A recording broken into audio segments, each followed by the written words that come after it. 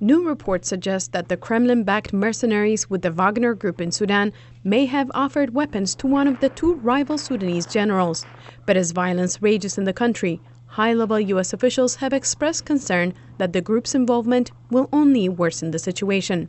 Obviously, we don't want to see this conflict expand or broaden, and we certainly wouldn't want to see additional firepower brought to bear that will just continue the violence and continue to escalate the tensions. Two generals are fighting for power.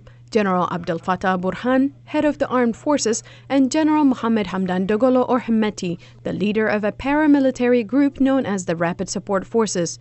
Hemeti traveled to Russia last year and has sought to win support from Wagner. Hemeti and his Rapid Support Forces are largely in control of the major gold mining regions in Sudan and have very likely been complicit in gold smuggling for years. Thus, the Wagner Group is siding with the party they think is most likely to be able to continue to secure these interests, particularly in opposition to any civilian-led government. The Wagner Group's history in Sudan dates back to the previous government of Omar al-Bashir. Wagner's leader, Yevgeny Prigozhin, had a close relationship with former autocratic leader al-Bashir. After al-Bashir relinquished power due to a popular uprising, Wagner continued to have a close relationship with the Sudanese military, particularly the paramilitary Rapid Support Forces headed by Hemeti. It's a pattern analysts have seen before. The Wagner Group does seem to engage with African countries on a pretty predictable sort of pattern.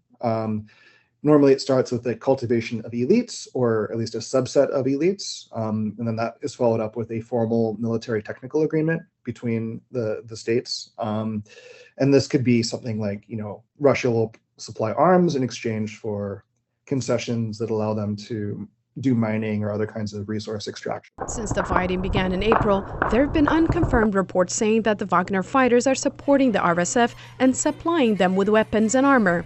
Russia sees Sudan as a strategic location with vast mineral wealth and are eager to help install a friendly leader, say analysts. We've seen a lot in recent months about Russia's efforts to gain a port on the Red Sea in Sudan through an official military relationship.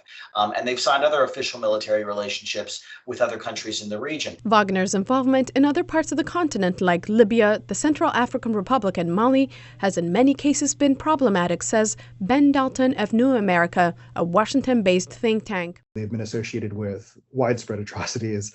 Everywhere they go, you see, civilian deaths and various atrocities. Russia's interests are in extracting the continent's resources so that it can strengthen its own position and build a web to resist sort of international sanctions. They don't really have the interests of Africans at heart. And as the conflict rages, civilians continue to pay the price. Salem Solomon, VOA News.